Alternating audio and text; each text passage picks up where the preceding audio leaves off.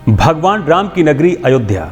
अयोध्या के अंबेडकर नगर रोड पर स्थित एक गांव जहां सबसे ज़्यादा दलित परिवार हैं।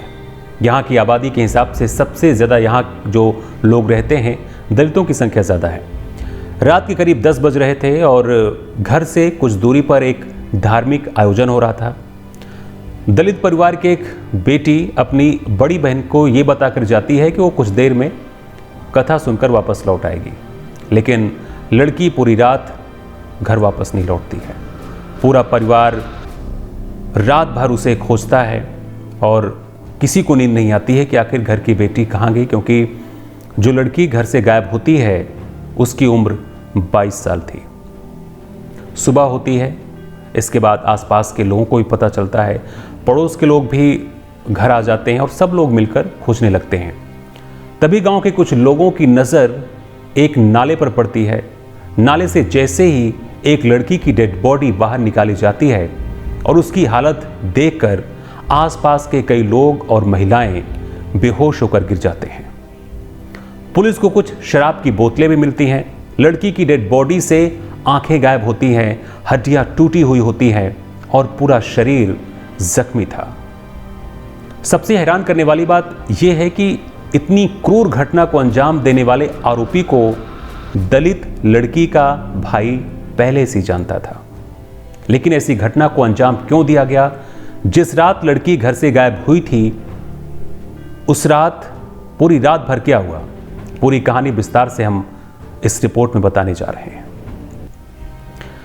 पुलिस ने जिन 3 लोगों को गिरफ्तार किया है, उनमें से एक का नाम राम कोरी है, दूसरे का नाम विजय साहू है और तीसरे का नाम दिग्विजय सिंह है। और इस तस्वीर में दिख रहा ये तीसरा शख्स ही, जिसका नाम दिग्विजय है, सबसे बड़ा मास्टरमाइंड है।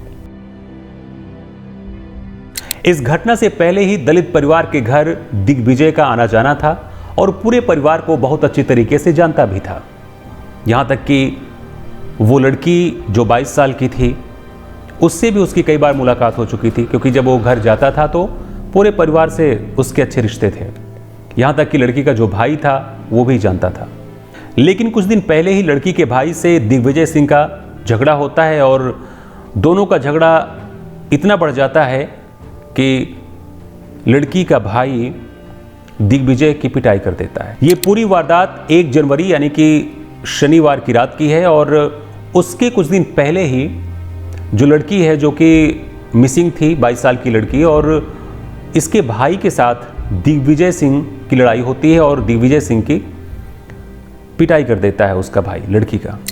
उसके घर आना जाना भी दिग्विजय का बंद हो जाता है, लेकिन उसे अंदर से बहुत बेइज्जती महसूस होती है और उसको लगता है कि जब कभी उसको मौका मिलेगा तो बदला ज़रूर लेगा।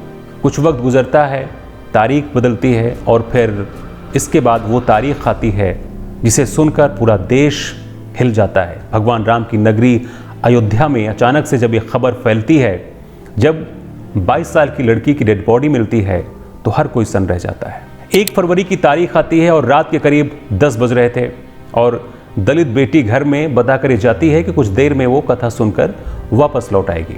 कथा खत्म होती है और जैसे ही वो अपने घर आने के लिए मुड़ती है, रास्ते में ही कुछ ऐसा होता है जिसके बारे में उसने कभी सोचा नहीं था। कथा सुनकर जब वो अपने घर वापस लौट रही थी, इसी दौरान रास्ते में उसे दिग्विजय सिंह मिल जाता है। उसके साथ उसके 2 दोस्त होते हैं, जिनमें से एक का नाम है राम कोरी और दूसरे का नाम है विजय।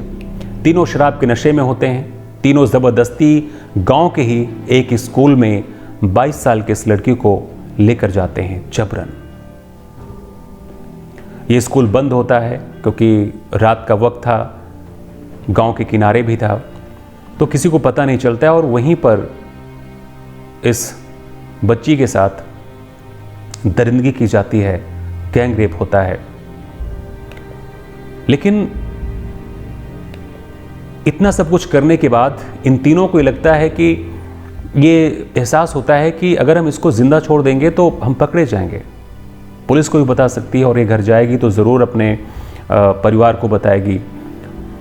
लड़की का जो भाई है वो पहले ही उसके साथ लड़ाई हो चुकी थी, तो उसके साथ मारपीट हुई थी। तो इस वजह से तीनों प्लान करते हैं कि हम क्यों ना सबूत ही ख़त्म कर दें, किसी को पता ही नहीं चलेगा। और इस तरह ये तीनों लड़की को बेरहमी से मारते हैं और शव को पास के एक नाले के पास फेंक देते हैं।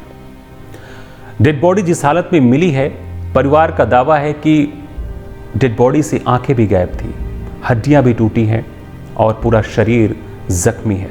हालांकि आंखों को लेकर पुलिस का कहना है कि ऐसा नहीं है, लेकिन पुलिस की पूछताछ में तीनों आरोपियों ने अपना गुनाह कबूल कर लिया है और ये भी बताया है कि 22 साल की दलित लड़की के साथ जो कुछ किया गया वो सिर्फ इसलिए किया गया क्योंकि उसके भाई ने दिग्विजय के साथ मारपीट की थी। सिर्फ इसका बदला लेने के लिए ऐसा उन्होंने किया।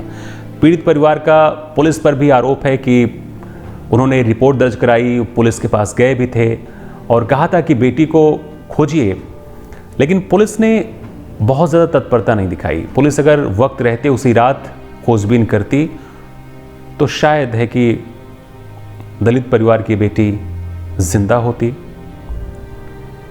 लेकिन ऐसा नहीं हुआ।